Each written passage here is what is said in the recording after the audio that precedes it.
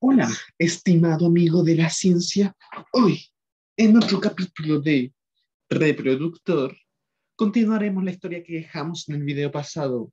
¿Y cuál era esa historia? Teníamos a Juanito y Carlota, ambos dos personajes que habían tenido sexo, habían hecho el acto carnal, habían tenido coito, pensando que se habían protegido a través de el método anticonceptivo de conocer el ciclo, como jugar con el ciclo, pensar que podían ser mejores que el ciclo, pero no les funcionó. Y hubo una fecundación. Vamos a darle. Vamos a seguir el resumen, pero tengo una imagen mejor para explicar lo que pasó con Juanito y Carlota. Juanito y Carlota. Entonces, justo Juanito tuvo sexo con Carlota cuando Carlota estaba en su ovulación, en las 24 horas de vida del ovocito, y fue fecundado. Y aquí pasó por los oviductos, ocurrió el clivaje, se pasó el clivaje, luego pasó a mórula, y luego llegó a la pared del útero, donde iba a ocurrir el proceso de implantación. Vimos que iba a ocurrir el proceso de implantación, pero no profundizamos en qué iba a ocurrir en el proceso de implantación. Bueno, en el proceso de implantación van a ocurrir tres fenómenos: la aposición, la adhesión y la invasión. ¿Ya? Recordando que previamente hubo un proceso que denominado eclosión, en el cual teníamos nuestra mórula, nuestro blastocito, el cual estaba atrapado, se sentía inhibido, era tóxico. ¿Qué era lo tóxico? ¿Quién era ese novio tóxico que la mantenía atrapado? Era la zona pelúcida, esta capa de glicoproteínas como rígida, que no la permitía crecer.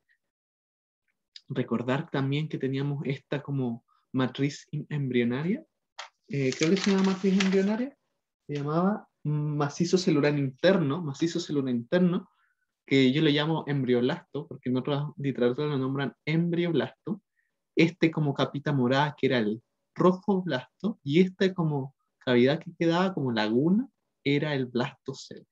Entonces ocurría la eclosión. ¿Qué era la eclosión? Se liberaba por fin de su pareja tóxica, se liberaba de la zona pelúcida. Luego, grosso modo, ocurre la implantación, donde hay tres procesos que ya te mencioné, que son la aposición, que consiste en que se presenta este blastocito a la pared y dice: hey, ¿cómo estáis? Hola, ¿cómo estáis? Porque quiere meterse en él. Y para meterse en él, primero tienen que tener un primer contacto ojo-ojo. ¿Ya? Este primer contacto va a estar mediado por cargas. Ya te voy a decir cómo. Luego teníamos un proceso de adhesión, donde básicamente el blastocito ahora tenía que unirse a la pared para posteriormente invadirla a través de sus células. Este proceso tanto de adhesión como de invasión, aquí hay algo muy importante que es frenar la respuesta inmune. Recordar que el blastocito es un hemialotransplante, quiere decir que es extraño.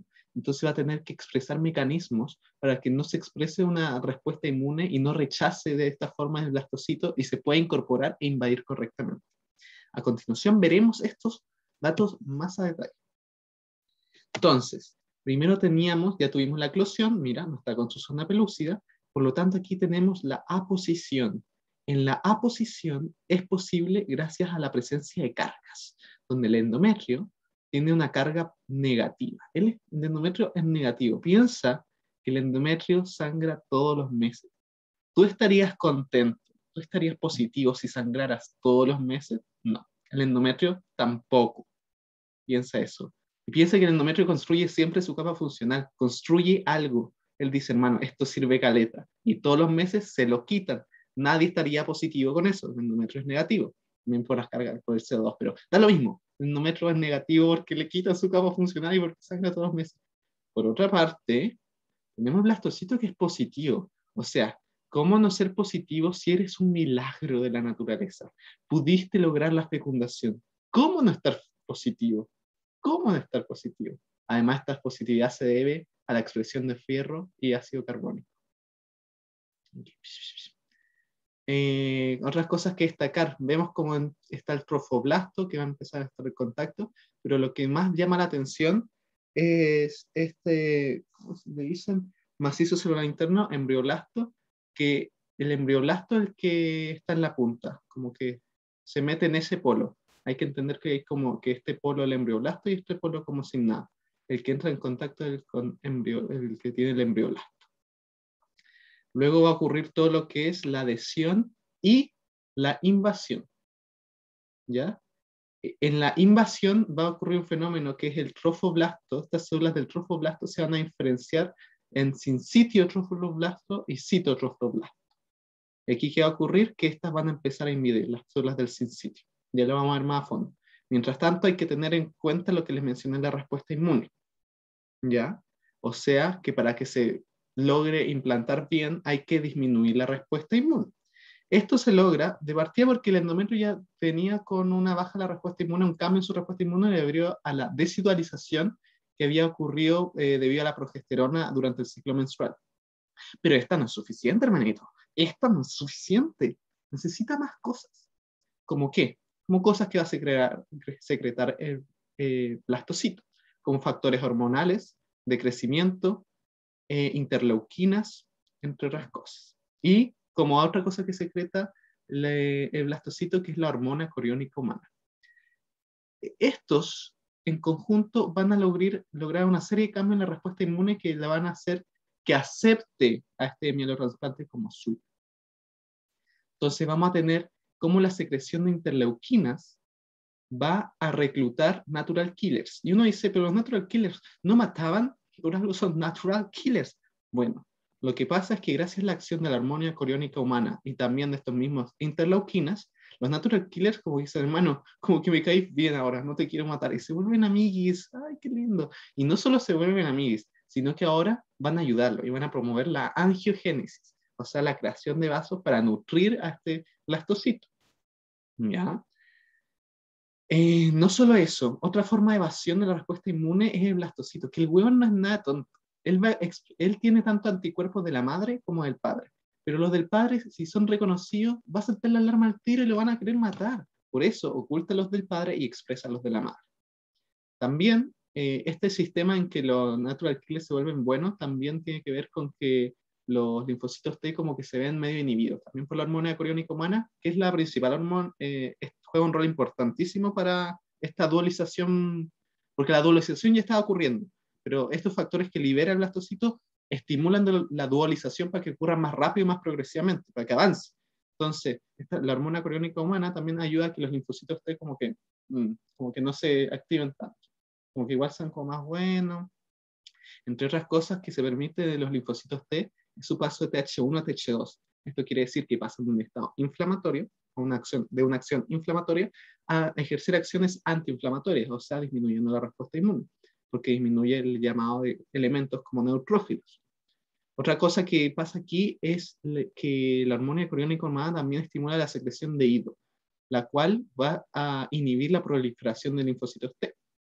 Por último, ya tenemos que los linfocitos T se inhiben su proliferación, se favorece su conversión a TH2 y se hacen como más buenos. Pero ¿qué pasa si llega uno que sigue siendo malo y que quiere matar el EMI al trasplante?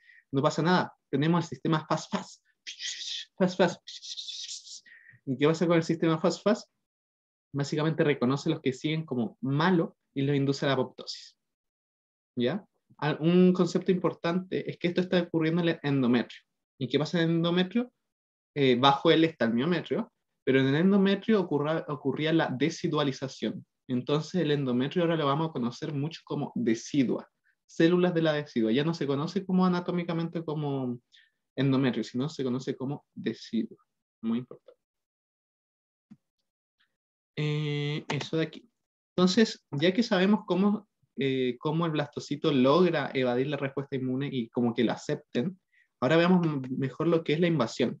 En la invasión aquí tenemos cómo se diferencia el trofoblasto en el sincitio, que es como una masa gelatinosa con muchos núcleos sin como paredes definidas. No sé si logras observar que aquí no hay como paredes, están como todas ahí. A diferencia del citotrofoblasto, que es como mucho más ordenado, y se ve ahí. Aquí está el blastocele, el embrioblasto, el embrioblasto, nos va a dar el epiblasto y el hipoblasto. Para esta prueba no va a ser importante, pero en otras pruebas es importante saber esta diferenciación porque dan cosas distintas. Por su parte, creo que tapo un poco la pantalla, ojalá se vea bien. Creo que me ve bien. Por su parte, el sincitio sigue creciendo. Mientras crece, va a formar las denominadas lagunas trofoblásticas, ¿ya? Las lagunas trofoblásticas, las cuales son como estos hoyitos. Y por su parte, el sitio no se queda de atrás y también va a avanzar en ciertas cosas, que es la generación de vellosidades coriales, que son como estas. Como que las vellosidades coriales son el intento del sitio, perdón, para alcanzar las lagunas del sincitio. Pero estas son polares. O sea, este es un proceso polarizado. ¿A qué se refiere? Que como ven, las vellosidades coriales se acumulan aquí, donde se están produciendo lagunas trofoblásticas, pero no se producen en esta cara basal. Aquí no hay proliferación, vemos una sola capa, en cambio aquí hay varias capas. Esto es debido porque no le sirve de nada generar vellosidades coriales donde no... Aquí estaba el útero, no le sirve de nada. Ahí no necesita llegar a los vasos sanguíneos que están aquí.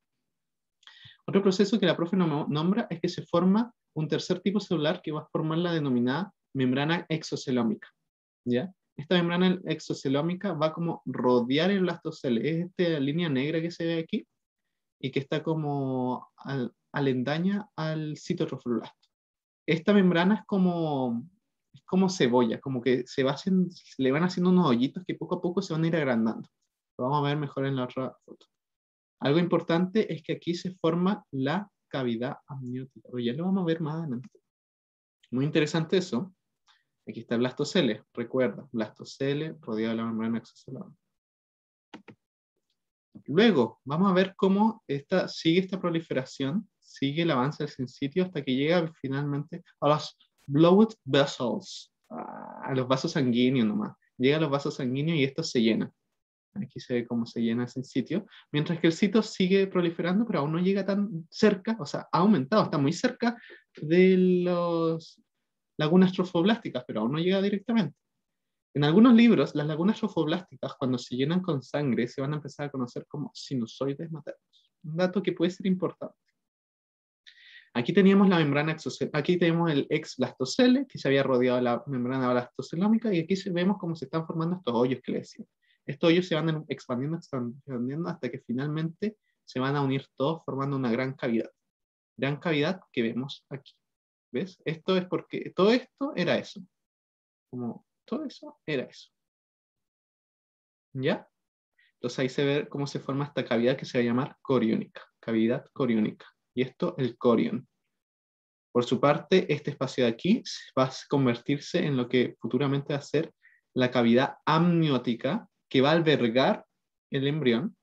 Y por su parte, esto de aquí, blastocele, va a pasar a ser el saco amniótico. Antes era relativamente importante, ahora no importa nada. O sea, no es que no importe, pero va a quedar como, poco a poco va a tener una regresión que va a ser como más insignificante y cumplir funciones más que nada de defensa.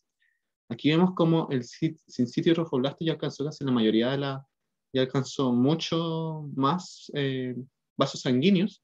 Vemos como las vellosidades coriales ya alcanzaron prácticamente estas lagunas trofoblásticas y vemos cómo se ha ido adelgazando el sincitio, pero también el cito. El cito también se ha ido adelgazando. Mira, aquí habían varias capas celulares. Aquí solo somos capaces de identificar una, a lo más en algunas partes dos. Entonces, eso. Aquí recalco la idea de cómo esta parte se convierte en la cavidad amniótica y lo que era el blastocele se va a convertir en el saco vitelino. Y por su parte, esta es la cavidad coriónica, lo que es el corión. ¿Y qué más le puedo decir? Eso, aquí vemos cómo se invasión. Y aquí es solo recalcar la idea y ver cómo lo que es la cavidad amniótica luego va a albergar, se va a desarrollar y va a albergar el feto. Y por su parte, el saco vitelino se va a hacer regresar y se va a transformar en este amarillo. Se va como poco a poco se va como haciendo como para arriba y para el lado. Aquí vemos de nuevo cómo aquí teníamos el blastocele y cómo el blastocele se va a transformar en esto, en el saco vitelino. ¿Ya? Y cómo esto es la cavidad amniótica, que está rodeada de un amnio. ¿Veis? Esta es la cavidad amniótica, este es el amnio, aquí se encuentra el feto, embrión. Y cómo tenemos también esta cavidad coriónica. cavidad coriónica, que está rodeada de una membrana que se llama, por lo tanto, corión. Tenemos el corión liso, que es este aquí, y el corión frondoso. ¿Por qué frondoso? ¿Qué es frondoso? Los árboles son frondosos, porque tiene vellosidades coriónicas. Aquí vemos las vellosidades coriónicas. Entonces aquí vemos, en estas diapositivas, hemos logrado ver cómo se han logrado desarrollar estas vellosidades coriónicas, favoreciendo de esta forma la difusión de nutrientes. Recordemos que esto no estaba nada nutrido y ahora mira, se logró desarrollar vasos que se contactan con los de la madre a través de estos espacios intervellosos que tienen sangre de la madre y se permite la difusión. En un principio, esta difusión en las vellosidades coriónicas, porque las vellosidades coriónicas tienen varios estados. Está el estado primario, en que es como solo sincitio y sitio trofoblasto. Luego está el estado secundario de las vellosidades coriónicas, que son como sincitio, sitio y como tejido. Y luego ya en el estado terciario, en el que está muy maduro y en que prácticamente hay muy poco espacio, entonces la difusión de nutrientes se ve favorecida. ¿Ya? Aquí queda muy poco espacio, ven como el sincitio es prácticamente una lámina, igual que el sitio. Y ahí se favorece todo eso. ¿Qué más les puedo mencionar? Creo que esta diapo, nada. Eso. Aquí vemos de nuevo cómo están las arterias de la madre, llegando a estos espacios intervellosos, drenando aquí están los vellos, y aquí ocurre una difusión. Y aquí podemos explicar un poco lo que es la circulación, que como ya la vamos a explicar un poco más adelante, pero lo importante aquí es que aquí se va formando el cordón umbilical. Aquí está la placenta, cordón umbilical, y del cordón umbilical tenemos la arteria y vena umbilical. La arteria va a traer sangre no oxigenada, porque es la arteria que sale del corazón y trae sangre no oxigenada. Viene la arteria, es esta azul de hecho. La arteria es la azul. Porque no está oxigenada la sangre, y es la arteria.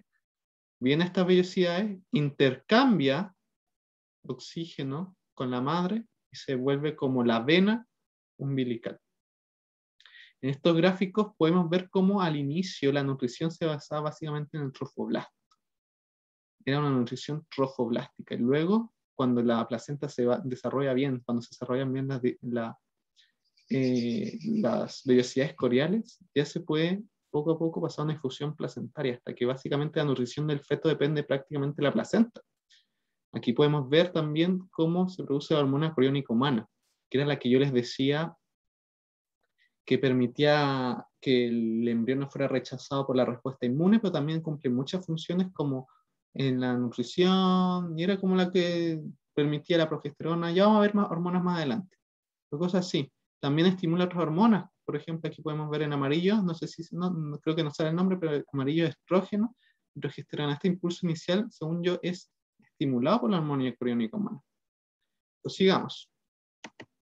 Aquí vemos lo que decía. La circulación de la madre es de la arteria ovárica, arteria uterina, que se juntan en las arterias arcuatas, que forman las arterias radiales, del miometrio, y forman las arterias basales. Y las arterias basales van a darnos las arterias espirales, que están en la decidua ex-endometrio. Y aquí las arterias espirales se conectan con el espacio intervelloso y se produce todo el intercambio.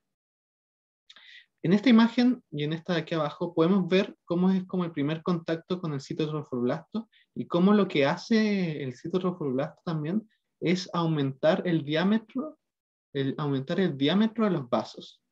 Al aumentar el diámetro hace que la sangre llegue como mayor flujo, pero que no requiera tanta presión para llegar a esos lados. Como que la hace menos pulsátil. Antes se necesitaba como mucha presión para llegar aquí, porque es poquito, ahora como que no necesita, como que es más pulsátil, es como más relax. Ya vemos cómo está. Aquí no se no está bien, pero esta está como bien desarrollada, bien dilatada, y esta como que no se logró desarrollar bien. Como que el citotrofoblasto no hizo bien su función, y esta igual quedó media angosta. Va a estar asociada a una patología que conocemos como preeclampsia. Pero ya la vamos a ver más adelante porque la vamos a tocar en este video o en el próximo. Aquí, de nuevo, repetir cómo la circulación de la madre es en serie, los pulmones, viene la aorta, arteria uterina, arteria arcuata, radial, basal, espiral. Llega al espacio intervelloso, donde se tiene que encontrar con una serie de barreras, como el sincito y trofoblasto, el citotrofoblasto, el tejido mesenquimpanto y el endotelio capitular.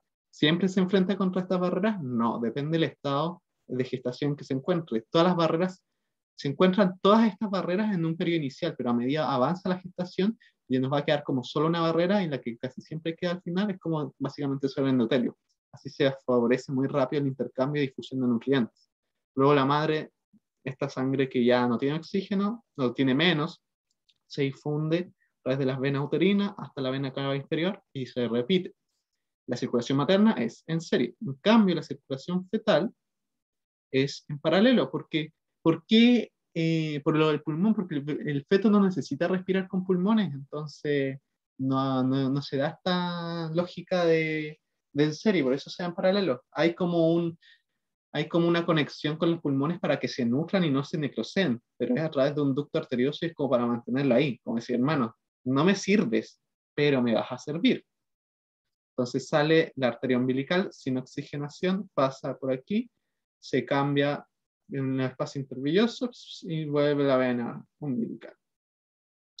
¿Qué es lo importante ahora? ¿Qué es lo importante ahora?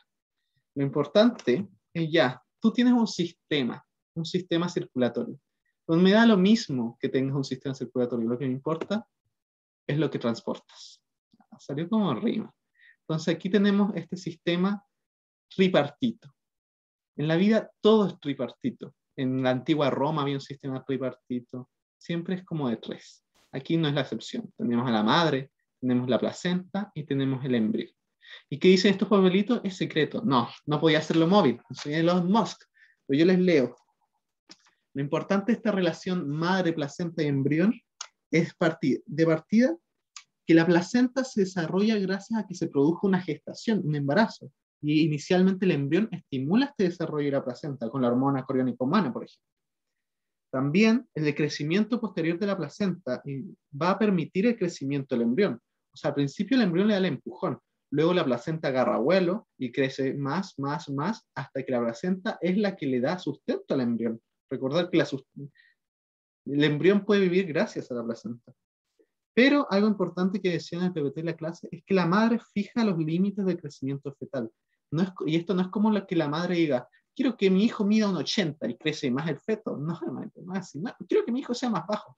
No, sino que las como condiciones a las que se ve sometida la madre, o sea, el fumar, el ciertos estímulos de elección de ella, van a limitar el crecimiento del embrión. Finalmente el embrión crece a costa de la madre. Entonces, si la madre tiene una mala nutrición, el embrión va a tener una mala nutrición. Si la madre tiene un problema, el embrión va a tener un problema. Entonces, la madre va a fijar los límites de crecimiento del feto. Pero ahora, ¿qué es lo importante? Yo les había dicho que hablábamos de circulación, pero vale pico la circulación, no es que hablamos del traspaso de oxígeno que se produce. Como les habíamos dicho, viene en la madre la arteria uterina, viene sangre con oxígeno, y sale la vena uterina sangre con menos oxígeno, azul. En cambio, en el embrión viene la arteria umbilical, sangre con poco oxígeno, y sale por la vena umbilical sangre con más oxígeno. Aquí están las vellosidades intercoriónicas. También analicemos el CO2, que hay en la madre hay poca en la arteria uterina, pero luego cuando se produce intercambio hay más. Y en el embrión hay harto, y cuando se produce intercambio hay menos. ¿Qué hay que saber del traspaso de oxígeno? ¿Por qué se traspasa el oxígeno? Bueno, para que se traspase el oxígeno, debe haber mayor concentración en un lado que en otro. ¿Ya? Eso es como difusión de gases. El oxígeno se va a mover en sentido donde esté menos concentrado. Y como podemos ver aquí, tenemos una presión de oxígeno de 100. Aquí está muy concentrado el oxígeno. Y aquí no está tan concentrado. Entonces se favorece la difusión de oxígeno. ¿Ya? Pero no solo se favorece por esas razones, sino que también se favorece porque la hemoglobina que tiene el embrión es mucho más afín al oxígeno que la que tiene la madre. ¿Qué más? También la temperatura favorece este traspaso de oxígeno, porque el feto es un termoandante para la madre. El feto es mucho más caliente que la madre, mucho más hot que la madre. Entonces, de nuevo se favorece el traspaso de oxígeno. Podemos ver cómo la madre aquí pierde oxígeno y el embrión aquí gana oxígeno. Pero podemos ver también, esto muy curioso, que el embrión tiene mucho dióxido de carbono. Y es que el embrión tiene incluso más dióxido de carbono que la madre. Ya, esto favorece de partida que la madre se vaya con un poquito de dióxido de carbono, pero también la presencia de mucho dióxido de carbono en, en el feto permite que haya una disociación de la hemoglobina oxígeno. Y tú dices, ¡oh, qué mal, pobre feto! Tenía hemoglobina, la agarró y el CO2 que tiene hace que se separe. ¡Oh, no! Esto es bueno. Es bueno que el CO2 se una en este caso a la hemoglobina, porque el CO2, al ser más afín a la hemoglobina que el mismo oxígeno, va a mover el oxígeno. ¿Y el oxígeno dónde va a quedar? En los tejidos. Y así se va a oxigenar todo lo que es el feto. Entonces, esta condición de más, eh, de más CO2 en el embrión va a favorecer que se oxigene este. Y aquí teníamos como la concentración. Y eso es lo importante en cuanto a esto. En cuanto a la difusión de nutrientes y de todo eso, hay que tener en clara la ley de Fick, que es la concentración, la diferencia de concentraciones por el área, por el coeficiente de difusión partido del grosor. Pero esto es muy abstracto, mejor veámoslo así. Para que haya una correcta difusión, tiene que haber una marcada diferencia de concentraciones, donde la madre, si tiene mucho y el feto tiene poco, se va a favorecer esta difusión. A mayor diferencia, mayor difusión. ¿Ya? A mayor diferencia, mayor difusión. Lo que también aumenta el área. A mayor área que haya, va a haber mayor difusión, porque va a haber más espacio donde se pueda difundir. Y también el coeficiente de disolubilidad, que eso depende ya de la molécula que estemos hablando. Luego el grosor. El grosor va a desfavorecer la difusión. Si es más grueso, va a haber una peor difusión. Entonces, ¿qué podemos sacar de este análisis? De partida, que por ejemplo durante el embarazo disminuye el grosor. ¿Cómo? Lo habíamos visto. ¿Qué no te acuerdas?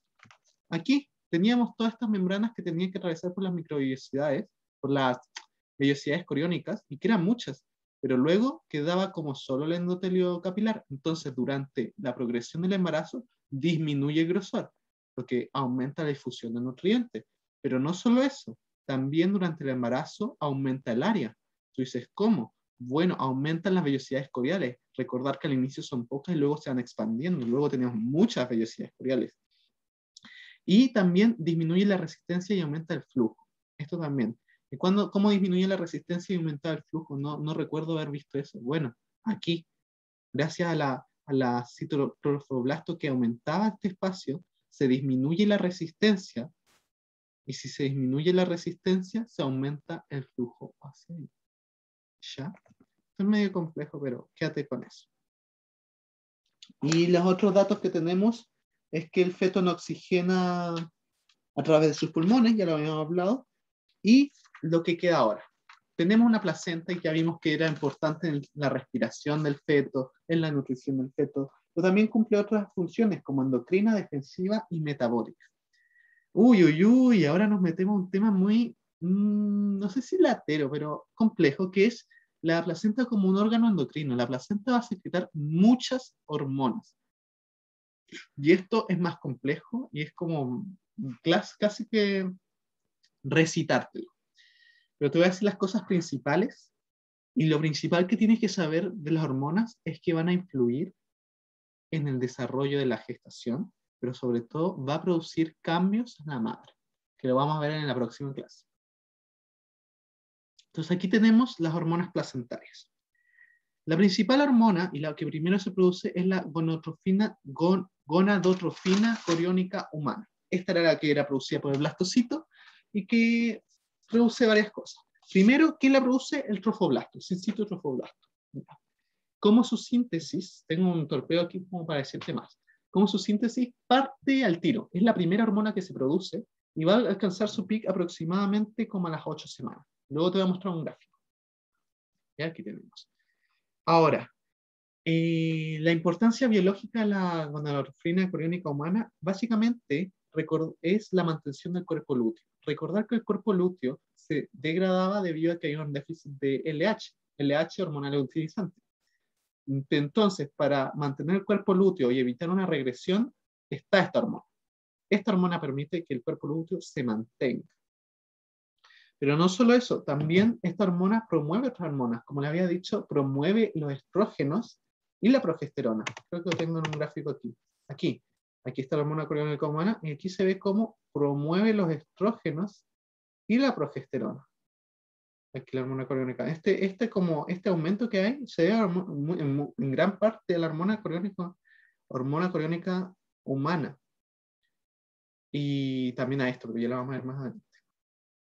También es inmunoprotectora. Ya les dije el importante rol que tiene en la deshidrolización y en evitar que se rechace la implantación del blastocito. Y también es muy importante en los hombres, porque los hombres necesitan una diferenciación sexual dependiente de testosterona, entonces esta hormona juega un rol fundamental en esta diferenciación sexual. Y también estimula la tiroides de la madre, pero no es tan relevante. También su importancia clínica, su mayor importancia clínica es la del test de embarazo. Esta es la hormona que se utiliza en el test de embarazo. O sea, sí, eso, es la mayor importancia clínica. Pero también tiene otras importancias relacionadas con enfermedades trofoblásticas, donde una disminución de la hormona coriónica humana en un embarazo nos indicaría abortos o embarazos ectópicos. En cambio, un aumento de esta hormona en embarazo nos indicaría embarazo múltiple o una enfermedad que se llama cáncer de placenta. O sea, no se llama cáncer de placenta, se llama de otra forma, pero es como un cáncer de placenta. Luego, algo importante es que produce una hiperemesis gravídica, o sea, es responsable de las náuseas que se sienten en los primeros meses de gestación. Luego tenemos el lactógeno placentario. El lactógeno placentario no se produce al tiro, sino que se produce a partir como de la 8ª semana de gestación, también por el sitio trofoblast.